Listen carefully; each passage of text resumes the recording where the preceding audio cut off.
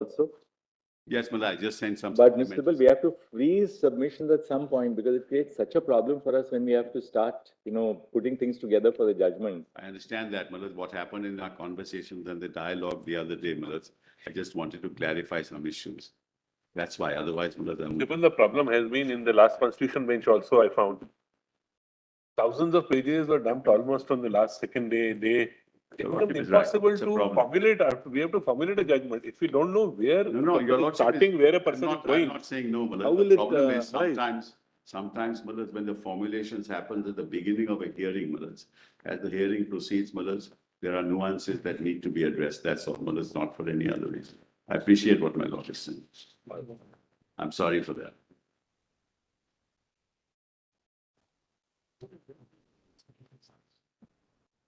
Supplementary submission.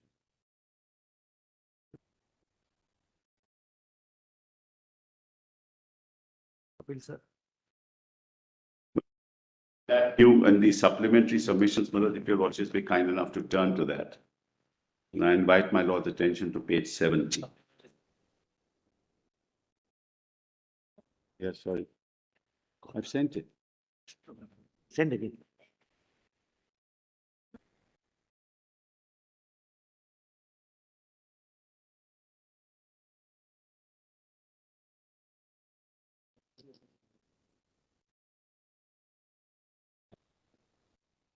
I'm sorry, Malay. Lordship has it? 870 PDF. To Mr. Subal? Malay, it is combined with the earlier submissions, Malay. So now these are now the updated submissions. That's right. So, Malay, So we combined don't with look at the earlier There is submissions. no other.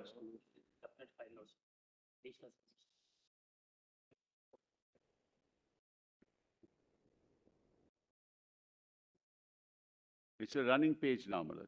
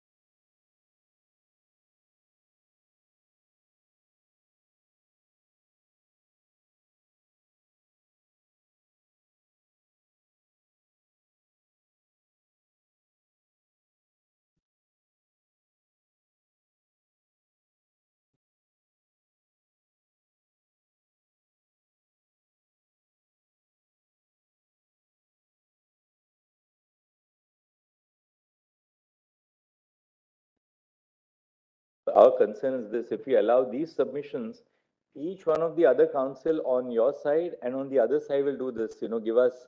So at the end of it, we will have about 15 or 16 additional submissions. And I can just tell you, we were just discussing, and this is not a secret. When it comes to writing a judgment, for instance, we are in the midst of, now seeing what to decide in the same-sex marriage equality, which was argued.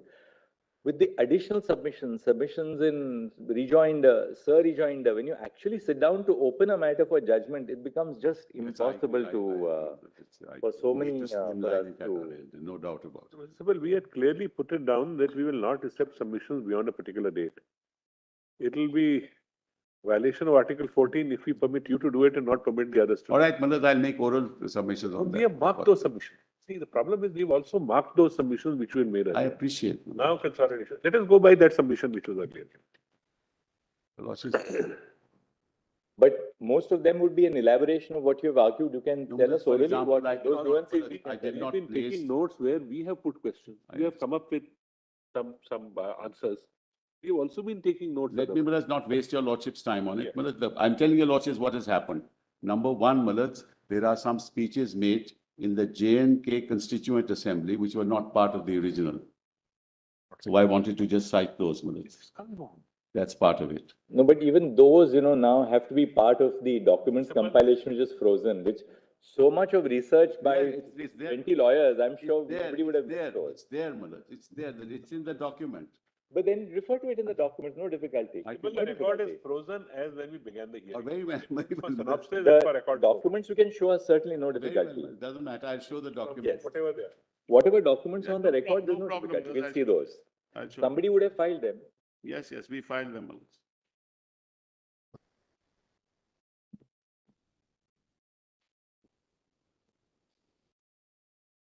Volume 8, Malaz. Yes. Yeah. That, with what is it? Volume 7.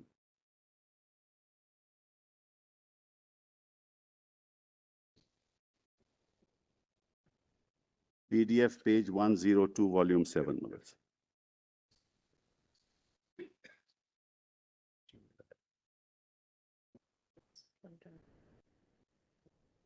But where is the speech? Whose speech?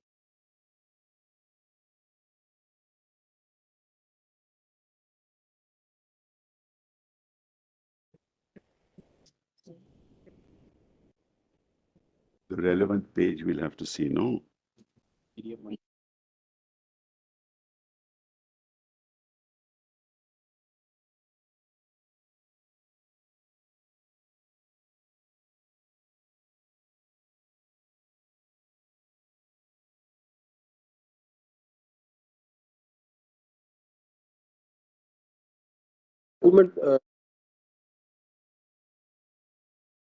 Documents. PDF page 101.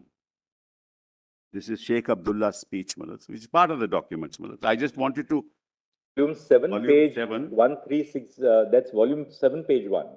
Volume 7, yes, but the relevant part of Sheikh Abdullah's speech is at page 101. PDF 101. 101. Yes.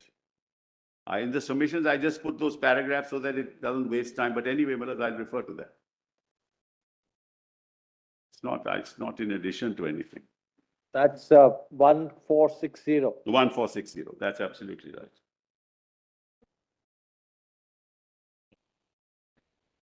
What is the date of the speech of Sheikh Abdullah? I'll just give that to you. Sir.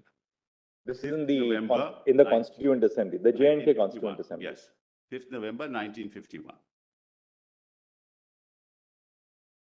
I'm not editing anything new, Malaz. I just, because I didn't want your Lordship's time to be wasted, so I only pointed those paragraphs. There's nothing new in these submissions. That's all. If I The may agony read, of this change, the agony of this change. yes, the agony of this change, changeover became all the more intense as a result of the position in which the Indian states were left under the Indian Independence Act of the British Parliament. The paramountcy of British Crown, against which the princes had been leaning it should be, lapsed, and it was made clear that it would not be transferred to either of the succeeding dominions. There were three alternative courses open to them. They could accede to either of the two dominions or remain independent. This gave the prince himself the option to decide the fate of their states.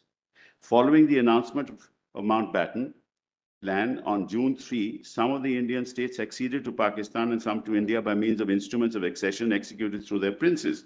There were also some who entered into standstill agreements with either or both pending finalization of their decisions. The betrayal of the interests of the states' people had been expected following the rejections of the memorandum of the National Conference, and we in Kashmir decided to place the issue before the people themselves. This is how our well-known Quit Kashmir agitation began. The National Conference once led the people through a great struggle, and once again the ruler tried to curb it this time with unprecedented severity. But when the whole people is one and the move and they move and the move it is not possible to repress them, and they do not stop until they wrest freedom and justice for themselves from the unwilling hands of those about them. The crucial date of India and Pakistan independence therefore came when I and my colleagues were still behind prison bars. The whole subcontinent was in a state of high tension and disturbance. If at that time the head of the state of Jammu Kashmir had even the slightest sense of realism or a proper awareness of the danger lurking in the situation, he would have immediately taken the people into confidence. By associating their representatives with administration, I am sure many of the compilations that complications it should be that arose later could have been avoided. Instead of that, the Maharaja government entered into a standstill agreement with Pakistan, and this was accepted without question by that dominion. Now, the next is important. A similar arrangement was suggested to India also, but it is noteworthy that the government of India insisted that it could not consider any agreement entered into by the government of the state valid until it had approval of the people's representatives. While the leaders consistently refused to recognize the vital issue of accession without first securing the approval of his people, the Muslim League and Pakistan government supported the claims of the rulers to speak for their state. The late Mr. Jinnah took the position that after lapse of paramountcy, the princes were completely independent and that they could themselves determine what relations they should have with the two dominions.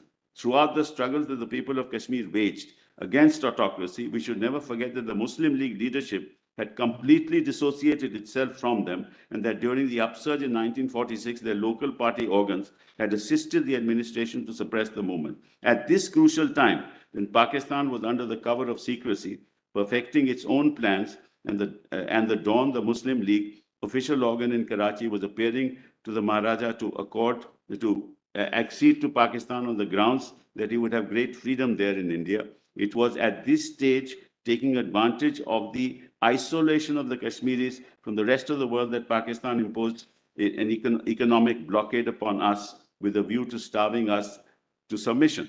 Attempts were made even to excite communal hatred, to disrupt our peaceful civic life. Even in the face of such provocations, the National Conference, I'm proud to say, took an objective and democratic stand. Instead, immediately on my release from imprisonment, I clarified the issue of a mass meeting in Srinagar.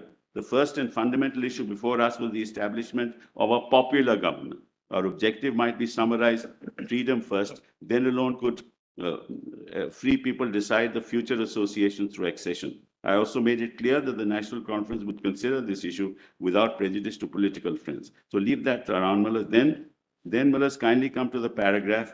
The overwhelming pressure of this invasion brought about a total collapse of the armed forces of the state, as well as its administrative machinery, leaving the completely defenseless people at the mercy of invaders. It was not an ordinary type of invasion, inasmuch as no canons of warfare were observed. The tribesmen who attacked the state in thousands killed, burned, looted, and destroyed whatever came in their way. And in this savagery, no section of the people could escape. Even the nuns and nurses of the Catholic missions were killed or brutally maltreated. As these raiders advanced towards Srinagar, the last vestige of authority, which lay in the person of the Maharaja, suddenly disappeared from the capital. This created a strange vacuum and would have certainly led the occupation of the whole state by Pakistan troops and tribesmen if at this supreme hour of crisis, the entire people of Kashmir had not risen like the solid barrier against the aggressor. They halted this onrush, but could not stop it entirely, as the defenders had not enough experience training. This is the background on the basis of which the accession took place. Then let us kindly come to this paragraph. When the raiders, 1463, were last approaching Srinagar, we could think of only one way to save the state from total annihilation: by asking for help from a friendly neighbor. The representative of the National Conference therefore flew to Delhi to seek help from the government of India, but the absence of any constitutionalities between our state of India made it impossible for her to render us any effective assistance in meeting the aggressor. As I said earlier, India had refused to sign a standstill agreement with the state from the ground that he could not accept such an agreement until it had the approval of the people. But now, since the people's representatives themselves sought an alliance, the government of India showed readiness to accept it. Legally, the instrument of accession had to be signed by the ruler of the state. This the Maharaja did. While accepting that accession, the government of India said that she wished that as soon as law and order has been restored in Kashmir and our soil cleared of invader, the question of the state succession should be settled by reference of the people. Actuated by sincere desire to avoid bloodshed and further conflict, the government of India approached the Security Council in 1948 with a plan against Pakistan. The request was simple. Contention of India was that Pakistan was responsible for the invasion of Kashmir and was continuing to help the raiders who had been employed as mercenaries. And it was further said that legally bound, as India was to clear the Jammu and Kashmir state of raiders, might be constrained to pursue the invaders to their bases in Pakistan, which might lead to still bigger conflagration. India therefore wanted the Security Council to dispose of the case as quickly as possible in the interest of justice. That's how the question of plebiscite mullahs came before the Security Council. Then Muller's paragraph, this is the essential background which we must fully take into account. Now I shall indicate some of the considerations which should be kept in view when you, the honorable members of the August Assembly, shoulder the grave responsibility of giving our considered opinion on this issue of accession, which affects not only the present generation of our people, but generations yet to come. Muller's now skip the following paragraphs and then come to Muller's the real character. Muller's kindly come to paragraph as a realist, Muller, that paragraph. As a realist, I'm conscious that nothing is all black and is all black or all white, that there are many facts to each of the propositions before us. I shall first speak on the merits and demerits of the state succession to India. In the final analysis, as I understand it, it is the kinship of ideals which determines the strength of ties between two states. The National Congress has consistently supported the cause of the state's people's freedom. The autocratic rule of princes has been a way and representative government have been entrusted with the administration. Steps towards democratization have been taken, and these have raised the people's standard of living, brought about much needed social reconstruction, and above all, built up their very independence of spirit. Naturally, if we accede to India, there is no danger of a revival of feudalism and autocracy. Moreover, during the last 4 years, the government of India has never tried to interfere in our internal economy. The experience has strengthened our confidence in them as a democratic state. The real character of a state is revealed in its constitution. The Indian constitution has set before us the country, the goal of secular democracy. Well, as we may leave that out, and then leave the other things out. Then PDF 562.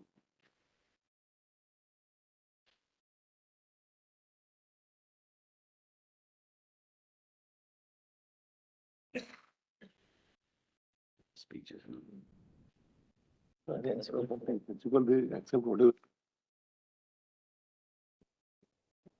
No, no.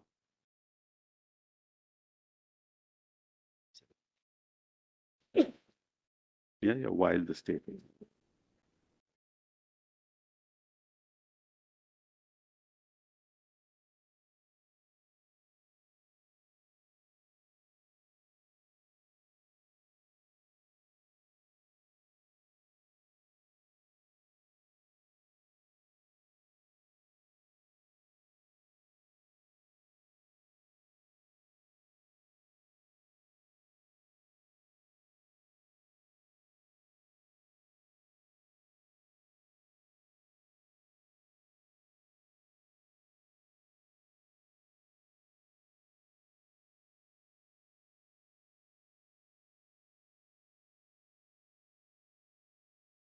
Yes.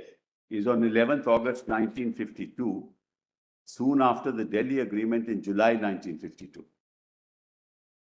And in PDF 562 at 1921, he then explains why the provision is temporal. Here I would like to point out, my lords have that paragraph? Page? Page 1921, PDF 562. But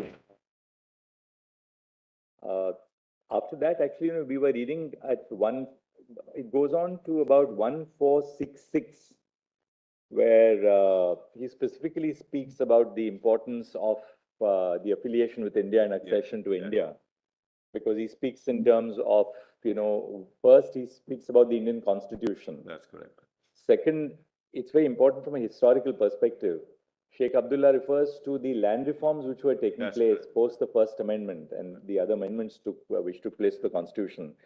He says Pakistan, on the other hand, is a feudal state. That's correct. And therefore, our interests would not be protected in a feudal Pakistan as compared to Absolutely. an India where land reforms were taking place. Then he refers to the fact that, India has, of course, the access to the seas and therefore a better, as an economic powerhouse Correct. for us to carry on trade through the auspices of India. And this really continues until PDF page 107. I didn't want to refer to it because it would take too long. Two, it's the background, but we are dealing with a temporary provision. That's why I didn't refer to it. But all that is very important. The reason is simple. Ultimately, what did J&K do? The people of J&K gave to themselves the constitution just as the people of India gave to ourselves this constitution. So central to all this is the will of the people. And therefore, you'll have to compare it to the... Very interestingly, see how Sheikh Abdullah puts it. He says the most powerful argument which can be advanced in her favor is that Pakistan is a Muslim state. Yes. And a big majority of our people being secular... Muslim, the state must accede to Pakistan. But then he says, this claim of being a Muslim state is, of course, only a camouflage. It is a screen to dupe the common man so that he may not see clearly that Pakistan is a feudal state in which a clique is trying by these methods to maintain itself in power. Absolutely. Chief is right. The point I'm making, Mullahs, ultimately, what's the essence in this matter that your lordships are hearing? The will of the people of a state where the executive act of the Union of India, which decimates the will of the people. That's the issue before you. That's what your lordship, because all the three acts of the Union of India are executive acts. 356 deletes the proviso of Article 3. That's an executive act. Mr. Sibal, look at the foresight of the speaker. He says, these days, economic interests and a community of political ideals more appropriately influence the policies of state. Absolutely, absolutely. He had this vision in great 1951 when he was speaking about the importance of economic interest, which is what the world is talking about today. Absolutely. In a globalized world. And in that situation, the ruler had no choice. Absolutely no choice.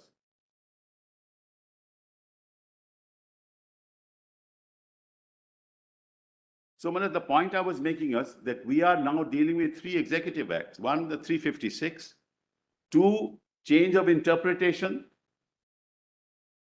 in the definition of Constituent Assembly under 367(1). And the abrogation. These are all executive acts. The will of the people is not considered at all. That's the question. Can you delete provisions of the Constitution by an executive act? Can you decimate the Constitution by an executive act? Can you change the Constitution by an executive act? We're not talking about legislation here. We're not talking about parliamentary legislation. That comes after these executive acts, Mullahs, are implemented. That's the question.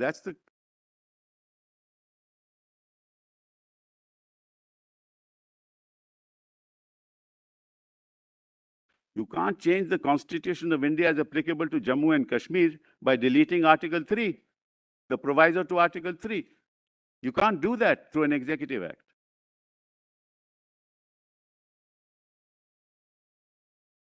You can't change the definition, Mullahs, of the Constituent Assembly as legislative assembly through an executive act.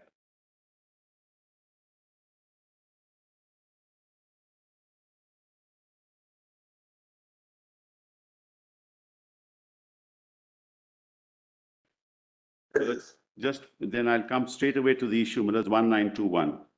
1921. Yes, PDF, Mullahs, 562. Yes, volume? Which volume is this, Mr. Sibal? Same volume, Mullahs, same volume. Volume 7. Yes, same, Mullahs, the same speech, Mullahs, comes a little later. 19. Sorry, same speaker comes a little later, Mullahs. 11th August is the speech. Yeah. 1921. So PDF page 562. 562, PDF 562.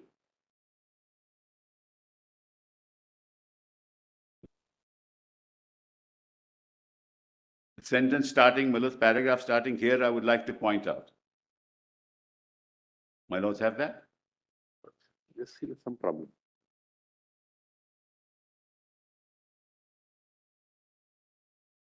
That's correct. That's correct. That's correct.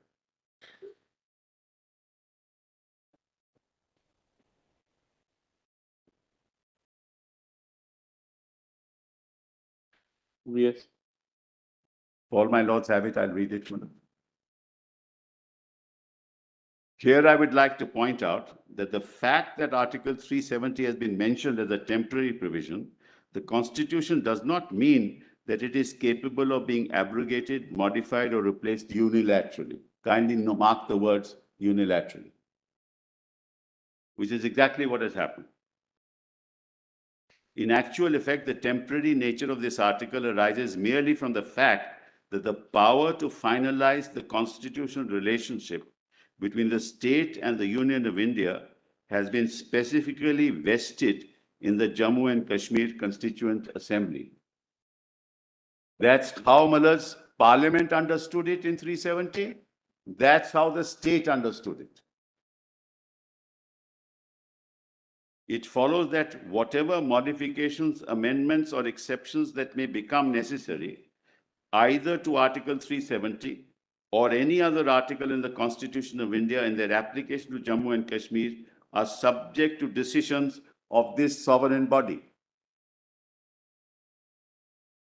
Since a good deal of confused thinking and uninformed criticism is indulging us in the interest of, I would like to point out here that the Constitution has confined the scope and jurisdiction of the Union powers to the terms of the instrument of accession, with the proviso that they may be extended to such other matters also as the President may by order specify with the concurrence of the Jammu and Kashmir Constituent Assembly. The special problems facing the state were thus taken into account, and under the Constitution, the relationship approximated to that subsisting under the instrument of accession. The Constitution of the Indian Union therefore clearly envisaged the convening of a Constituent Assembly for the state of Jammu and Kashmir, which would be finally competent to determine the ultimate position of the state in respect of the sphere of its accession, which would be incorporated as in the shape of permanent provisions of the Constitution. This briefly is the position which the Constitution of India has accorded to our state. I would like to make it clear that any suggestions of altering arbitrarily the basis of our relationship with India would not only constitute a breach of the spirit and letter of the Constitution, but it may invite serious consequences for a harmonious association of our state with India. The formula evolved with the agreement of the two governments remains as valid today as it was when the Constitution was framed, and reasons advanced to have this basis changed seem completely devoid of substance. In arriving at this arrangement, the main consideration before our government was to secure a position for the state which would be consistent with the requirements of maximum autonomy to the local organs of state power, which are the ultimate source of authority in the state while discharging obligations as a unit of the federation.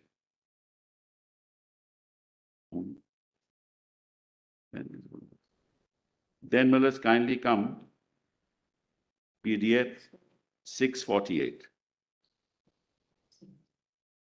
This is Mir Qasim's statement on 10th November 1952.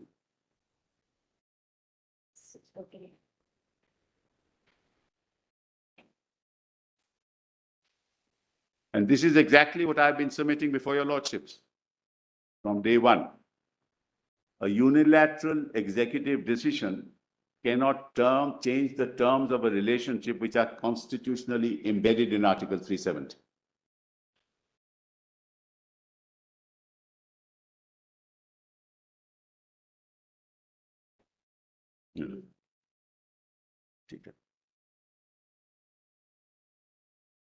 Whereas PDF 648, page 2007, this speech was given by Mir Qasim on 10th of November 1952.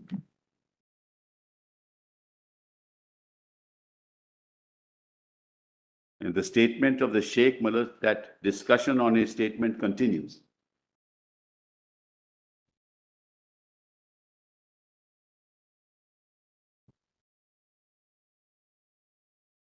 Whereas in the middle of that paragraph, starting, it is said that the accession of Kashmir with India should be, as far the statement is concerned, there can be no denying the fact that it should not be a dynamic in the sense that we give up our principles. On the contrary, accession should help us in achieving ideals and preserving our autonomy, except, of course, in the objects we handed over to India. Our assembly is competent to make laws and decide the issues, if any, since we are enjoying complete autonomy. We can even frame and amend our constitution. In this collection, we have application under connection. It should be with the application order of 1950 of the Indian Constitution. According to this order, all these powers do not vest in the state. Now, the next is important. We want to develop Kashmir according to the program of New Kashmir. Some people say that it is just possible that in future Kashmir may also become a part of India like any other state and get merged with it. In that case, our eternal economy will be reduced to naught and residuary powers will be snatched from us. In this connection, I will submit that the thinking of such people is morbid. These are the vested interests which create such misunderstandings. The representatives of the government of India have not kept any time limit for these residuary powers. This is important. That's why Malas 370 talks about instrument of accession and the items in the concurrent list, but doesn't talk of list 2, which is the residuary powers of the state. Therefore, there should be no room for such doubts. We have acceded to India with a definite objective, and I am sure the objective will be achieved. Some interested persons are creating misgivings as regards the autonomy and say that Kashmir has been granted autonomy simply to benefit its Muslim population. But this is a baseless allegation. If the people from outside are not given the right of acquiring property in the state and getting recruited to state services, then it was not the Muslims of this place alone would get benefit, but all communities will also get benefit. Then let us kindly come to the social system which will be set up according to the program in New Kashmir will provide equal opportunities of development to all citizens of the state, be they Kashmiris, Ladakhis, or Dogras. Now, let's skip the rest. PDF page 694 now.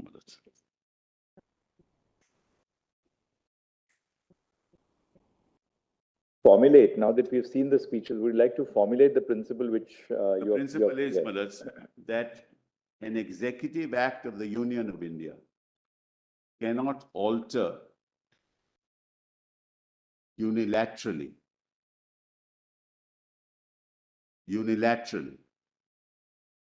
provisions of the Constitution of India as applicable to the state of Jammu and Kashmir. That's the central. Cannot alter unilaterally. Yes. The provisions of the Constitution of India as applicable to the Jammu and Kashmir.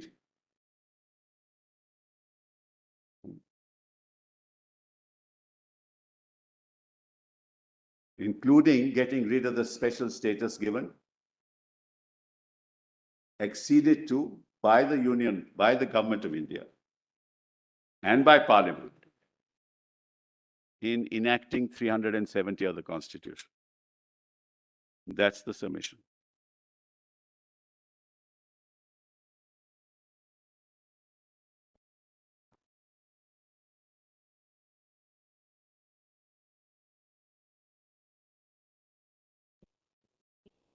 Say it's an executive act. I'll say 356 is executive, 367 definition is executive.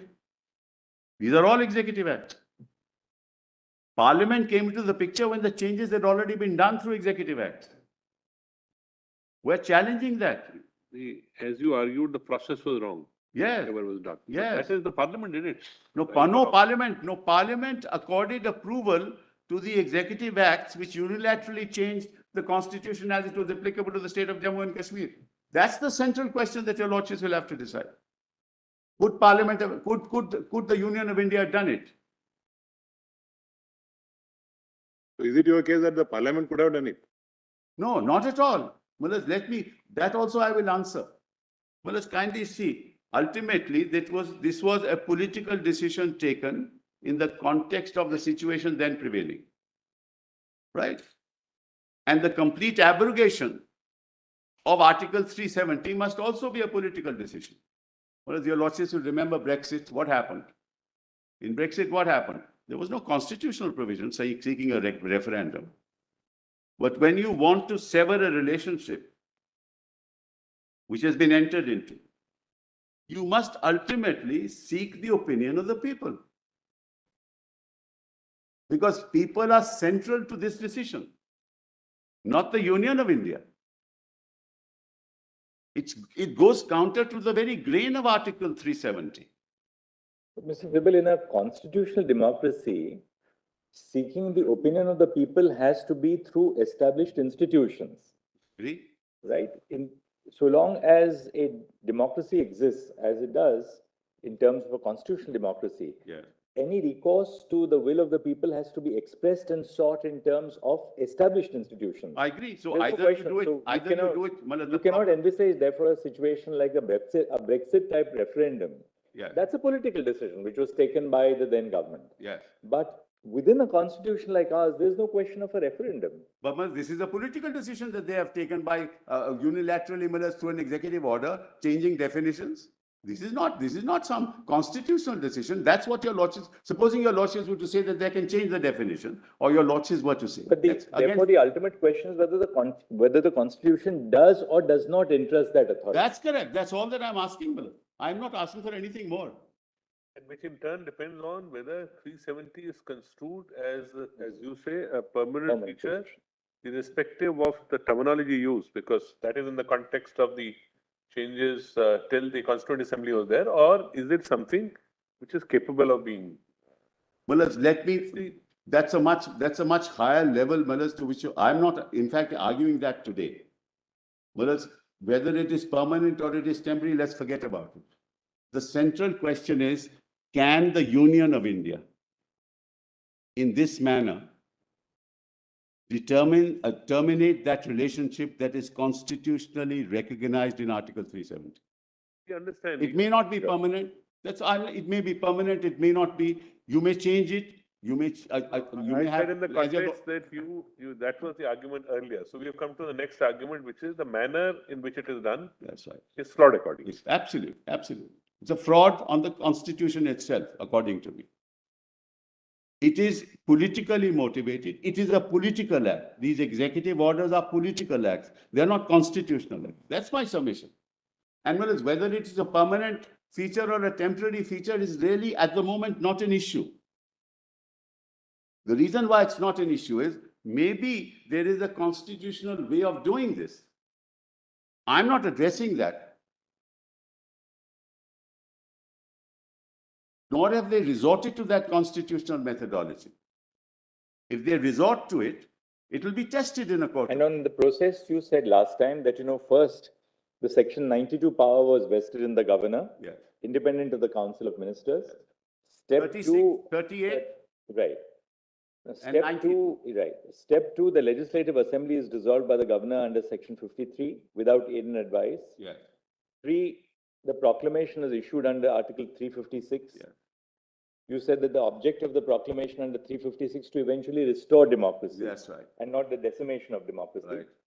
And then finally, we saw the amendment of Article 3 in the presidential notification. That's right. That's also an executive act. All these 4 steps, according to you, were constitutionally flawed. There was no provision for these 4 steps because you've essentially taken away the powers of the State Assembly and exercise them under the garb of 356. That's the submission. That's right. Absolutely, I'm deeply obliged to your lordship. But I just want to read one other. Only one last thing which I wanted to ask you. You've made your point on the process which was followed. They will have to answer it.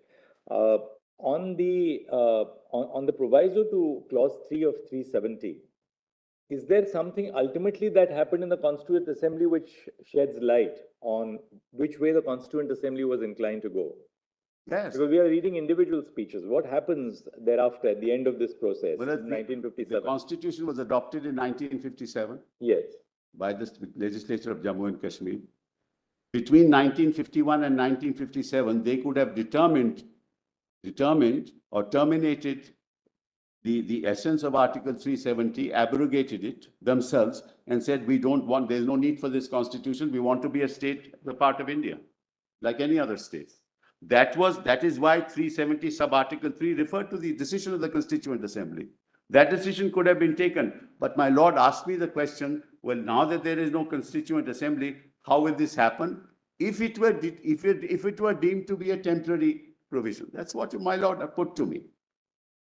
Right? So your argument would be really, I mean, if I can put it that way, that the proceedings in the Constituent Assembly of the state of Jammu and Kashmir would indicate a reaffirmation of the arrangement under Article 370 as a long-term arrangement. That's right. So that the three options that Sheikh Abdullah spoke about, namely either of joining Pakistan, acceding to India, or remaining independent, they gave up the first and the third option. That's correct. They decide that the ultimate decision was to stay within the dominion of India, but subject to the safeguards of 370. That's right. And therefore, according to you, 370 assumes a permanent character, irrespective of the nature of the provision which is envisaged in the Indian Constitution. And that's what Sheikh Abdullah said in his speech, that look, this relationship... That still begs one question as to whether it was enough that the Jammu and Kashmir Constituent Assembly proceeded on that basis.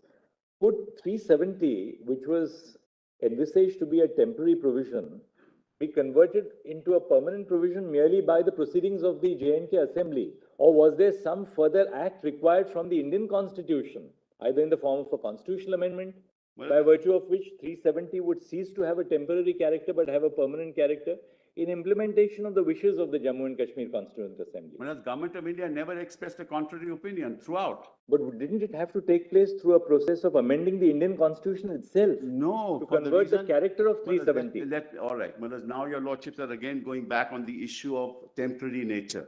That temporary nature is not part of the Article 370. It's not part of it. It's not a part of 370, Madam. In fact, Muzaffar Beg says we didn't even know about it. That's why I want to read Muzaffar. Mr. Sibal, there are two ways that we could really lead into this discussion. One, that though placed in Part 21, Article 370 was never intended to be a temporary provision. That's one layer of reasoning, which is what you're advancing. Two, that though it was temporary, the reason why it was placed in a temporary provision of the Constitution was pending the decision of the Constituent Assembly of Jammu and Kashmir, and therefore it was given the character of a temporary provision, because the views of the Constituent Assembly of J&K were still to be elicited. Right. Third, that's the second argument. We accept that for the purpose of hypothesis. The difficulty, of course, which we have to face is this. Assuming that was why it was placed as a temporary provision, because the views of the J&K Constituent Assembly were still to be elicited. And we also take your point that the J&K Constituent Assembly decided to accede to India and reaffirm the accession to India subject to the safeguards of Article 370.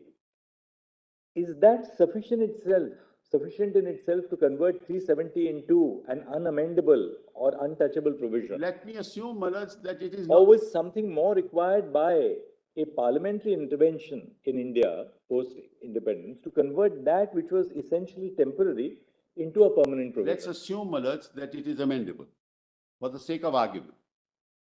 Then, Malaj, how is to be amended? The Constitution must provide a solution, no, Malaj? I'll assume, Malaj, for the moment that it is amendable.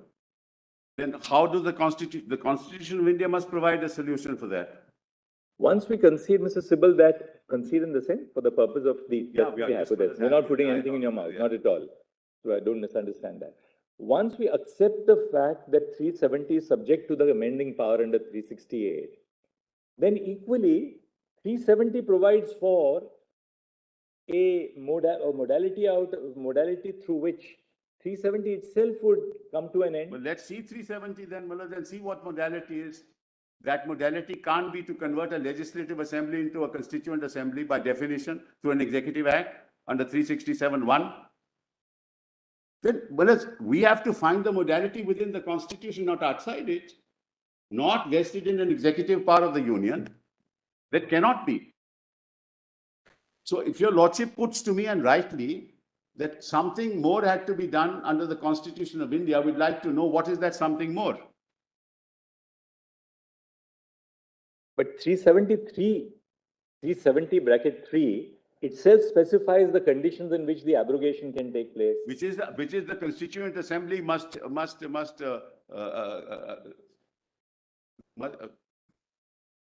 must be on the recommendation of the Constituent Assembly. So it gives the solution. That is in line with the federated nature of this provision. This is complete federation, whereas we are quasi-federal other states. But these are purely federal Jammu and Kashmir, because the residuary power vests in the state. So if you say that C70 sub-article 3 provides that solution, that is provided, certainly, but upon the recommendation of the Constituent Assembly. And therefore, according to you, the power is completely lost once the J&K Constituent Assembly comes to an end. Let me even not go that far. I'll assume that there is some power available. It may be 368. Let's say, it's hypothetical. We're not concerned with it. No, Mr. Sibal, no, when you argue, then we'll have to take one. 368 is power to amend the Constitution. That's certainly there. Yeah. Now, when we look at 370 clause 3, now the issue would be whether 368 power is still available to amend the Constitution. But your Lordship is not concerned with it in this matter. No, it is. It's very, very crucial. Because once we accept the fact that Parliament as a sovereign lawmaking body has the power to amend everything, including 368. Yeah. 370. Including 370. Yeah. Then any amendment of 370 may be subject to criticism on the ground of morality, but not power. No, but it's not an action. Maybe it's a political argument, but not a power. It's not an argument of constitutional power. This is not action under 368. Your Lordship is not going to hypothetically say this is an action under 368 when 368 has not been invoked. But then likewise, the exercise of power under 370 bracket 3, can it not be then criticized? It's a question of criticizing it as a political criticism. But is it an argument of the absence of power? Where is that in 370? And the court is concerned with either the existence or the absence of power, right? Not that I should ask your Lordships, where is that power in 370 that says that 368, you can do it under 368? So 368 is the power to amend the Constitution. But we are not, are we concerned with that here? I'm sorry, Manoj, you require 2/3. You represent. There are independent avenues. You have the power to amend. You have the power within 370 to abrogate. But Manoj, in that independent avenue must conform to the provisions of the Constitution. Well, an independent avenue derogates the provisions of the Constitution is no avenue at all.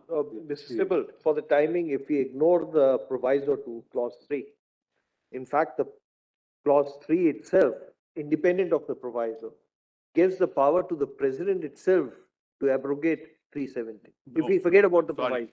I'm sorry to say that, Manoj. I'm really Just sorry. read three- There is a just read it proviso. once again. Just read You it can't once again. exercise that power without the proviso. No, the proviso is something different. We are examining the proviso independently. But independent of the proviso. Clause 370 comes into play on the recommendation of the Constituent Assembly. Your Lordship is putting it the other way around. It comes on the recommendation of the Constituent Assembly that the President will exercise power, not the other way around. That's why I said you can't even initiate a bill. Your Lordship will remember that. You can't even initiate a bill. Forget about anything else. Another problem is that then we would be redrafting the substantive part of clause 3 to postulate that the power under the substantive provision of clause 3 can be exercised so long as the Constituent Assembly of J&K is in existence. In which case, will a proviso not swallow up the main provision? But that's what it says, that unless that recommendation is there, you can't exercise your power. President can't exercise power under 370, sub-article 3. It says so. Well, you'll have to interpret it on its plain terms, Mullah, and the Lordships have said it not once but several times over. And it's a provision which, in essence, is a provision of federalism. It's the heart of federalism, is this, Mullah. Yes, of course, it's a precondition. There's no doubt about it. I mean, whatever sophistry may happen, can't happen in this way.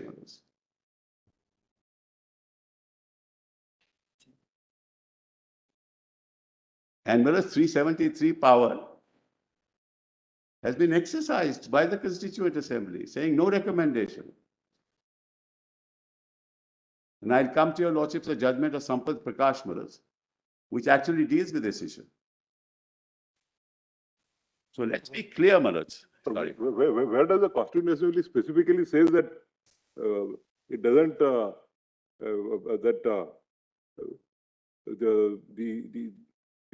sub-article 3 will not apply to the, it only says that it only exercises the three choices. First, as to whether it should accede to the Pakistan or to India or to remain independent. So out of three, it decides that it will accede to India. But where does it specifically say that it recommends that sub-article not be available? Let me just, let's go back, Maharaj, to 1950, 26th of January. Right? There was no Constituent Assembly. In fact, there was no decision. Originally, it was a National Assembly. There was no decision to convert it through adult suffrage into a Constituent Assembly. So Parliament, forget about the government, Parliament incorporated in 370 the provision for a Constituent Assembly. I asked myself this question, why? Why did Parliament do that? Parliament, there was no Constituent Assembly in place. There was only a National Assembly. This must have happened in collaboration with Jammu and Kashmir. Must have happened, Maharaj. That's why the term Constituent Assembly was included in 370 sub-article 3. Now, when they said in the proviso that it's on the recommendation, there was no Constituent Assembly. So it had to be a temporary provision. It couldn't be a permanent provision. And the preamble of the Constituent Assembly says to further define the relationship between Jammu and Kashmir and India. So it was temporary because there was nothing in place. It was not temporary because this provision had to go. No.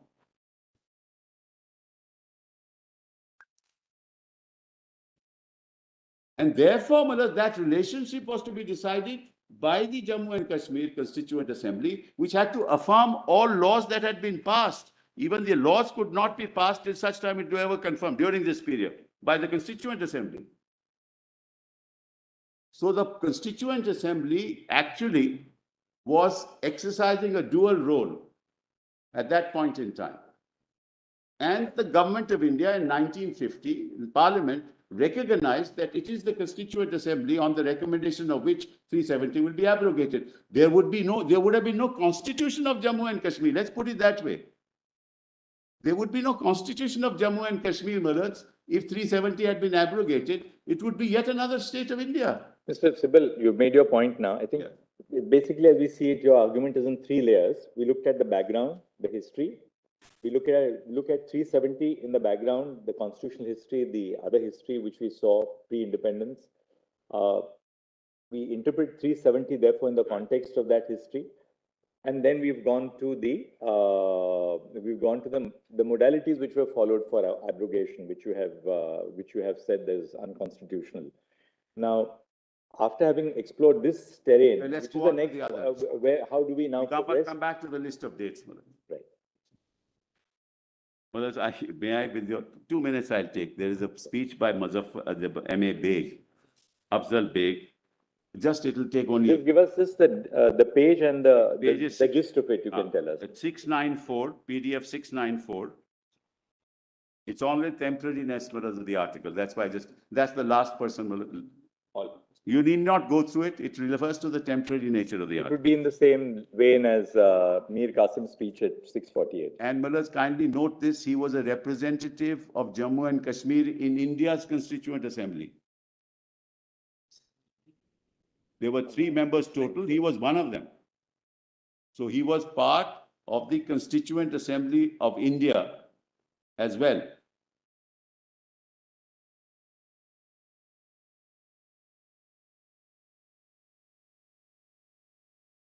I said that a good deal of criticism was leveled in both houses of Parliament of India and in the outside press in regard to the intention of 370, that it is a temporary article and the special position of Kashmir ipso facto is of temporary nature.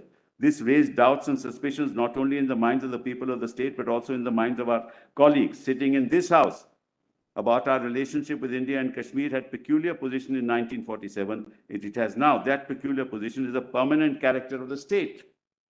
It will be unfair to say that this position is a temporary nature. Statements have been made that in due course of time, 370 will cease to exist and Kashmir is bound to become a Part B state. Expressions like these have in fact given rise to amendments proposed by honorable members to the statements of the Leader of the House. Some of these amendments are critical and some are unfriendly. And then he goes on to say that we did not even know that there was a note, a marginal note in this regard. This has just come up suddenly. We didn't know that there was a margin. Nobody told us that there'd be a marginal note. So anyway, that's all that he says. I just wanted to invite my Lord's attention to. So in my supplementary submissions, only I have set out these passages, nothing more than that. And so last try, so long as it is not completed, Article 370 will remain there. And when it reaches completion, we shall give to Paul what Paul's and what gives to Peter what Peter's. This is the center. That is, center will have the exceeded subject and the rest will remain here. 370 will have to be accordingly altered. It would not mean that Kashmir state will cease to have its special position. Amending 370 may be necessary at the time when we finalize our constitution. But even then, legally, constitution as it cannot in any way rob Kashmir of its special privileges and position given to it by common agreement. 370 is therefore temporary till we complete our constitution. That's the spirit with which it was incorporated in the Constitution of India. This is the point, Malak. Anyway, Malak, so that's what I've done with this. Now kindly come back to the list of dates. The list of dates are in. Yes, we were at serial 71 in written submissions, compilation volume 2, PDF 53. Volume. Which begins with serial number 72. Yes, serial number 72.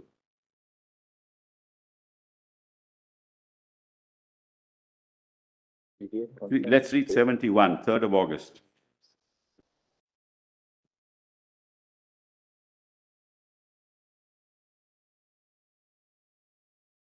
Yes. The governor of the state of Jammu and Kashmir, my lord. PDF, Mr. Subul, PDF?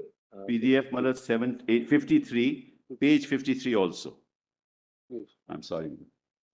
Justice Call, my lord has it. Yes, that's why I said serial number 72, 5th August. 71, Malad, I just want to read 71 also. 71. The governor of the state of Jammu and Kashmir gave a press statement on the night of 3rd of August that he was not aware of any proposal to amend 370 or Article 35A, and that all security arrangements and reinforcements of the state were being made pursuant to intelligence inputs forecasting a major terror incident. On the 5th of August at 11 a.m., on August 5, the President issued the impugned order titled the Constitution Application to Jammu and Kashmir Order 2019. This is CO 272. Well, let's therefore mark, it's an executive act. The said order issued under Article 371 with the purported concurrence of the government of the state of Jammu and Kashmir inserted Article 367(4) of the Constitution of India.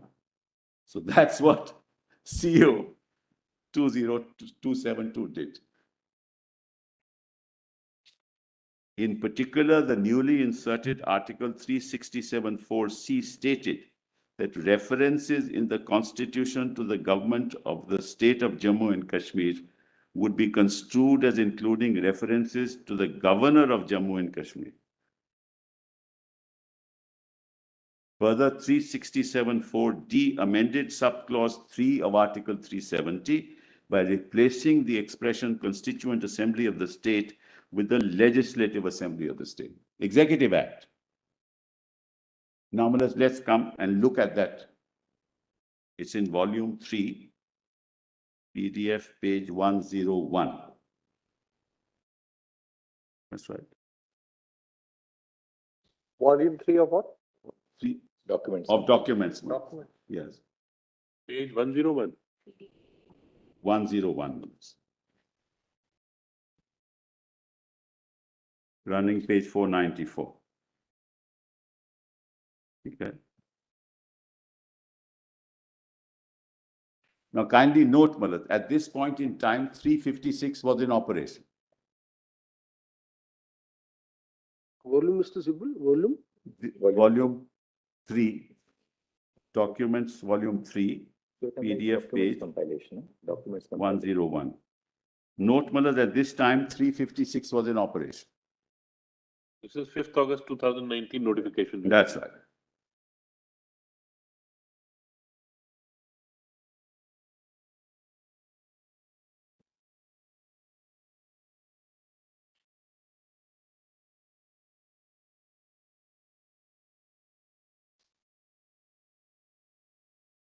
In exercise of the powers conferred by Clause 1 of 370 of the Constitution, the President, with the concurrence of the government of the state of Jammu and Kashmir, could never be done. Because other than 92, 36, and 38, Governor could only act on the aid and advice of the Council of Ministers.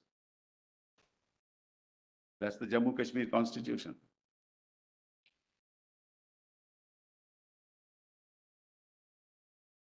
The governor could not represent the state.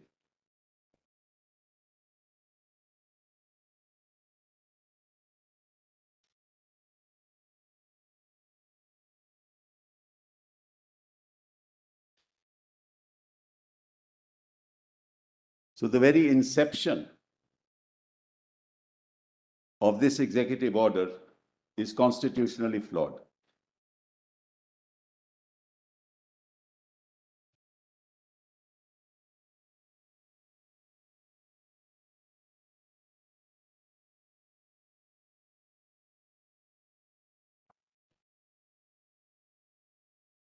In exercise of the powers conferred by Clause 1 of 370, the President, with the concurrence of the government of the state of Jammu and Kashmir, is placed to make the following order. This order may be called the Constitution Application to Jammu and Kashmir Order of 2019. It shall come into force at once and shall thereupon supersede the Constitution Application to Jammu and Kashmir Order 1954, because all amendments thereafter were to the 54 order, as amended from time to time. All the provisions of the Constitution as amended from time to time shall apply in relation to the state of Jammu and Kashmir, and the exceptions and modifications subject to which they shall so apply shall be as follows. So, to Article 367 shall be added the following clause. 4. For the purposes of this Constitution as it applies in relation to the state of Jammu and Kashmir, reference to this Constitution or to the provisions thereof shall be construed as reference to the Constitution or the provisions thereof as applicable or as applied in relation to the state. Reference to the person for the time being recognized by the President on the recommendation of the Legislative Assembly of the state as Sadr-e Riyasat of Jammu and Kashmir, acting on the advice of Council of Ministers of the state for the time being in office, shall be construed as references to the Governor of Jammu and Kashmir. And references to the government of the state shall be construed as including references to the Governor of Jammu and Kashmir, acting on the advice of the Council of Ministers. How can that be? There is no Council of Ministers. So you create a constitutional myth.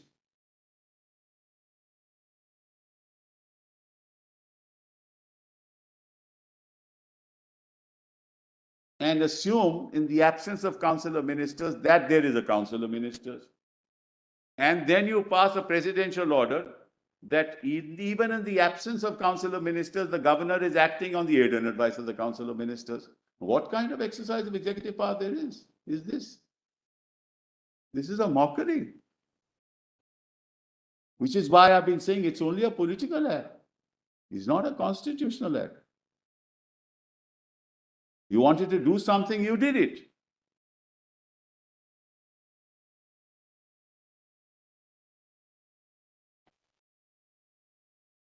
D is even more serious.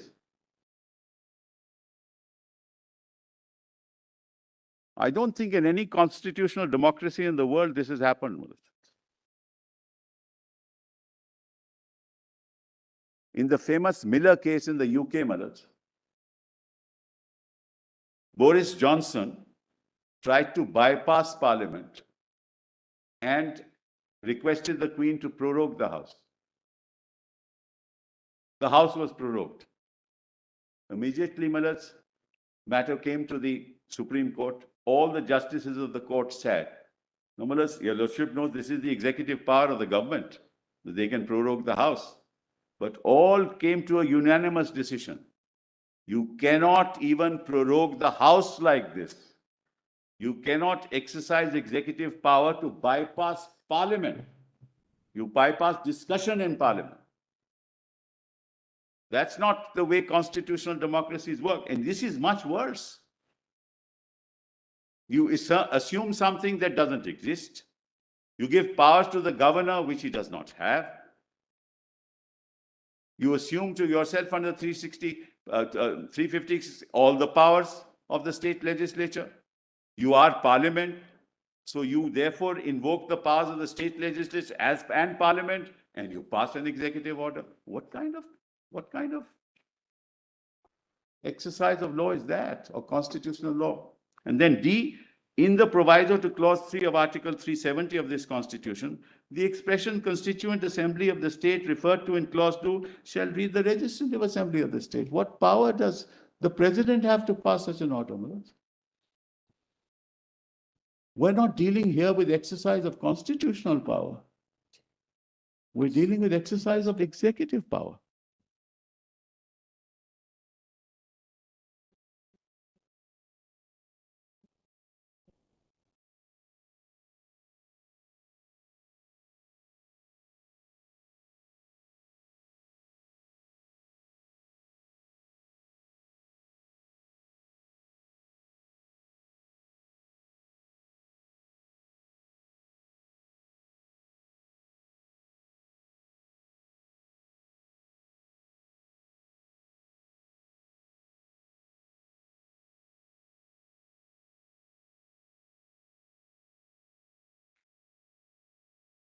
C67.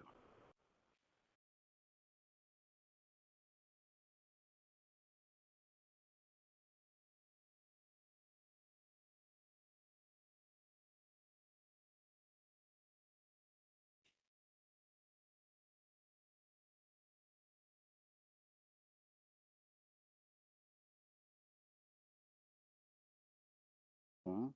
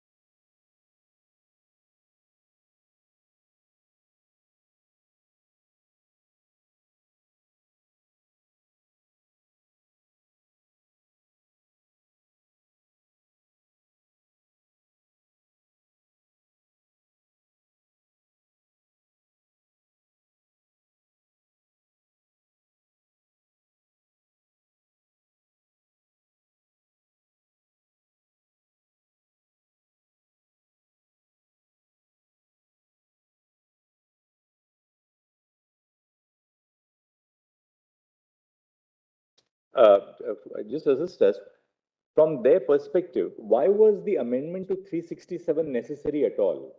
Why was this crucial? I mean, we are seeing now the modalities which they have put into place. For their constitutional design of ultimately abrogating 370, why was this amendment to 367 necessary? Because, brothers, they themselves gave the power of the Legislative Assembly, which they were exercising in 356 as the Constituent Assembly, and recommended. They were ad Normally, item with when my a- interpretation. Yes, They were ad item with my interpretation. right. That you needed the recommendation of the Constituent Assembly. So They how do you constitu- reach there? They constituted the Legislative Assembly as the Constituent Assembly. That's, and Malaz, what they do is they don't interpret it. They say in Proviso 3 of 370, the expression Constituent Assembly of the state referred to in clause 3 shall read as Legislative Assembly. So they have amended Article 370 of the Constitution. Shall Actually, read as. 367 amendment was not required because you're exercising Thomas. power under clause 1 to say article. No, it was required because you needed the recommendation of the Constituent No, Assembly. no, that's something separate. But in 367, introducing clause 4, in terms of the notification dated 5th August 2019, You required it because, Malaz, they changed the definition of Constituent Assembly in 370 as Legislative Assembly. This is why they could exercise power under 356. Please appreciate. But suppose for a moment that they had not gone through this exercise of amending 367, all right, or introducing 367(4), and suppose we are operating purely within the fold of 356. Yes, All right, your challenge to the 356 notification is a different issue. yes. You're now just testing it as an exercise of power under Very- 356. very well. Once a proclamation takes place under 356, two consequences follow. One, the president assumes to herself all the powers of the state, the executive powers of the state vest in the president. Two, except the legislature, the powers of the state legislature. Two, the powers of the state legislature are then subsumed in parliament. The government of India does not in its executive capacity exercise the powers of the state legislature. Parliament has to exercise the powers. So once the proclamation under 356 was issued, two consequences would follow. All the powers which were vested in the executive of Jammu and Kashmir were transferred to the president. Right, All the powers of the state legislature were vested in parliament. right.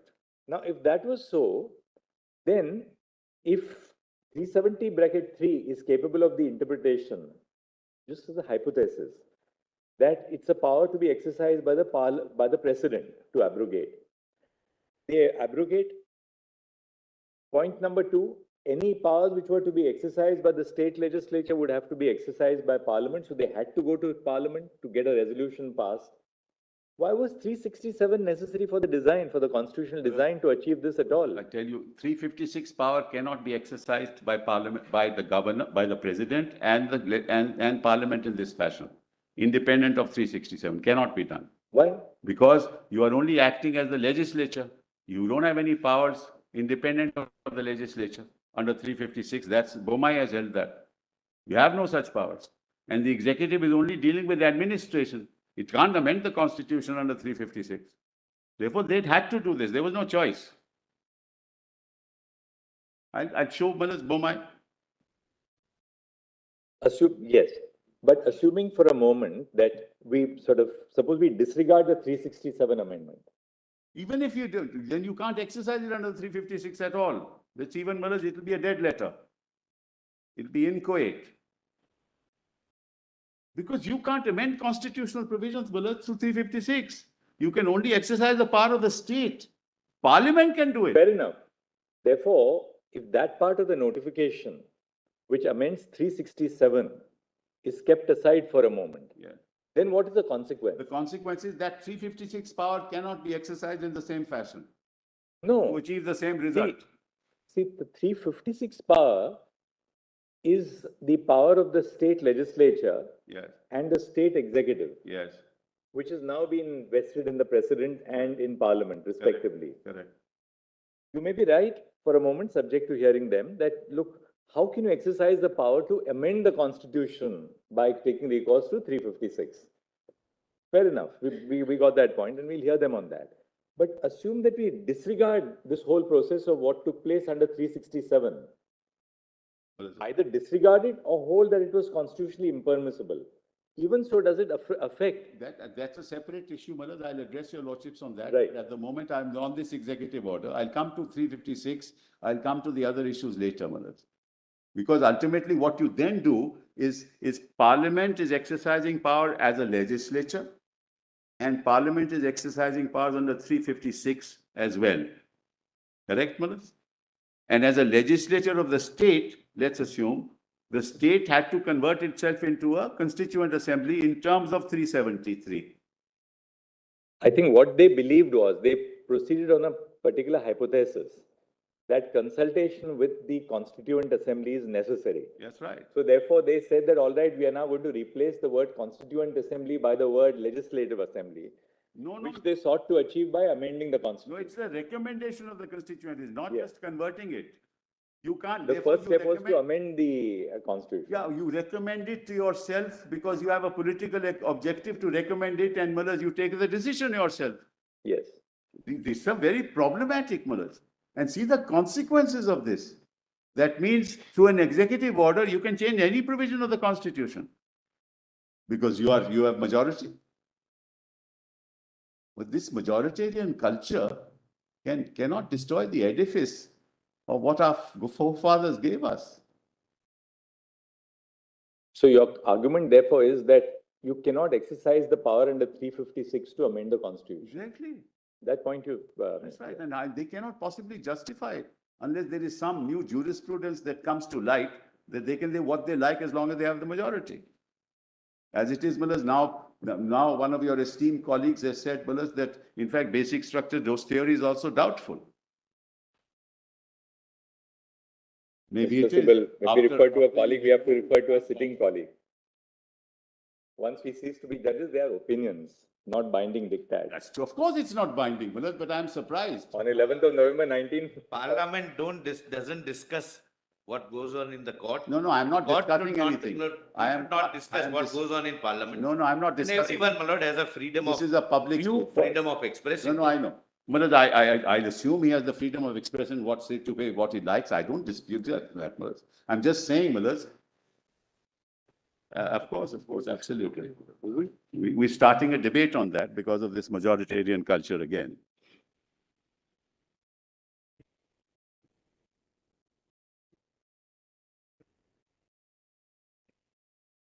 I said that 356 was already in place.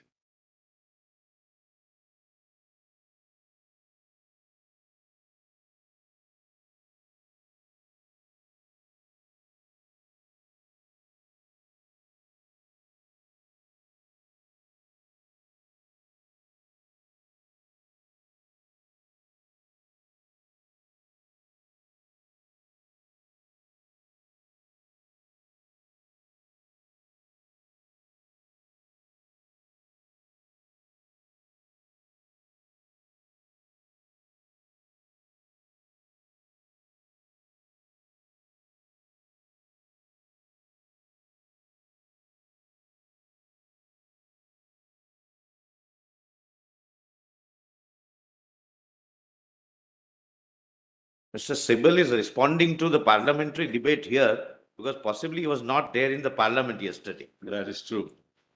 That is absolutely true. It was that place where he could have learned, You are right. expressed You're right. his views on basic No, structure. not my view.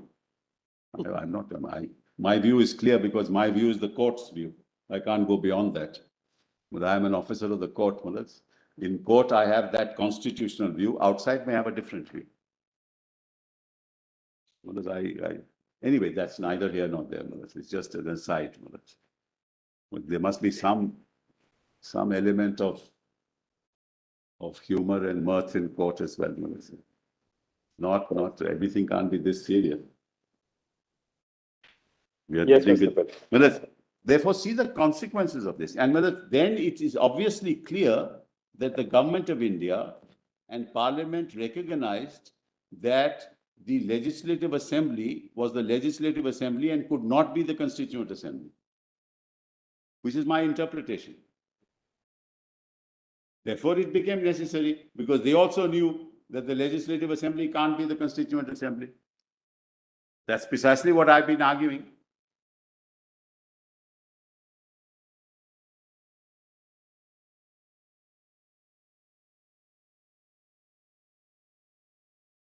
And it says shall read. This is an interpretation clause. Please appreciate 367 is an interpretation clause. It's not a clause to substitute definitions. If you look at 367, the heading is interpretation.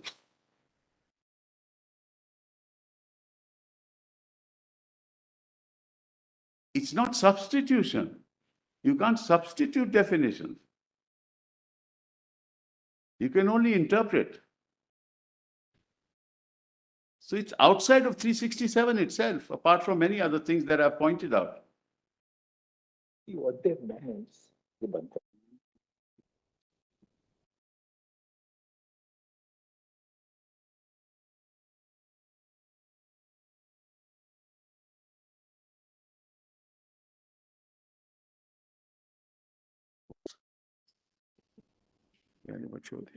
Yes.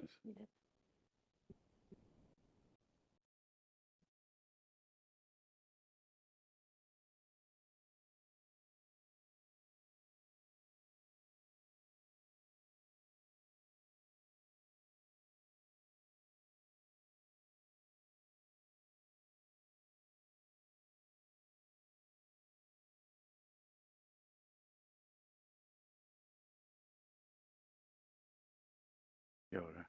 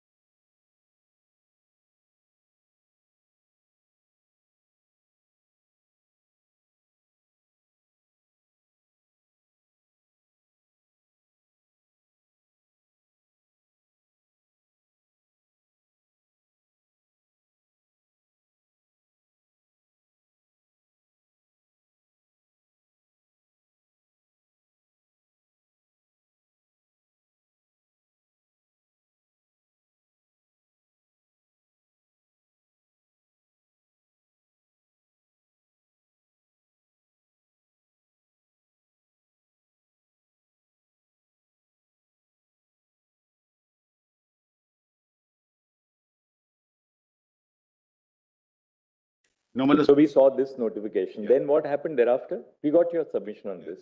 Malad, I just wanted to, Malad, mention this. Your Lordship at one stage said the Legislative Assembly could be the Constituent Assembly. No.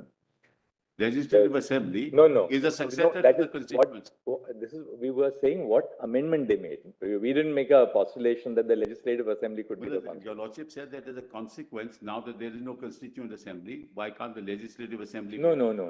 Anyway, I was mistaken. I'm sorry. That can never be a. That's good. That's good. Anyway, Malad, let's move on, Malad. Let's move on. Now, Malad, I want to show your Lordship the original 367. Yes.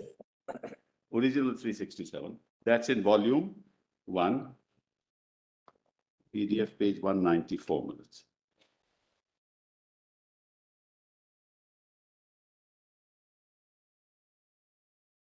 Page minutes, PDF 194, volume 1.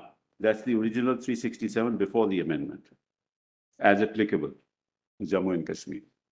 Then Page, your Lordship will what realize- page, Mr. Subbu? 194 minutes. Starts at 193 to 367, says interpretation, but the clause 4 is at 194.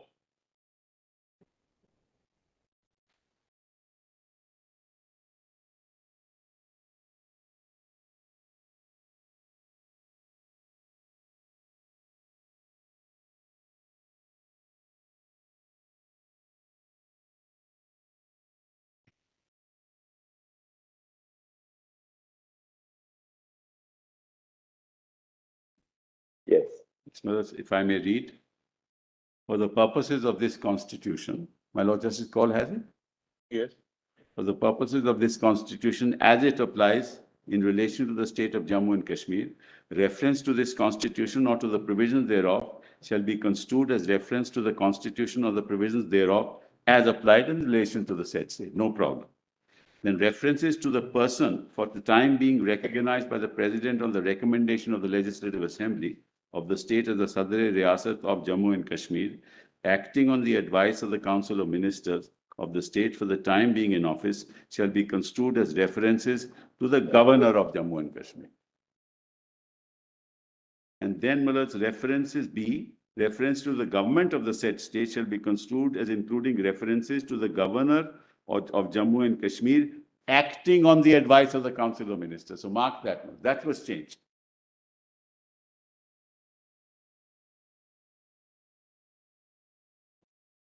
No. Provided that in respect of any period to the 10th day of April 1965, such references shall be construed as including references to the Sadr-e Riyasat acting on the advice of the Council of Ministers.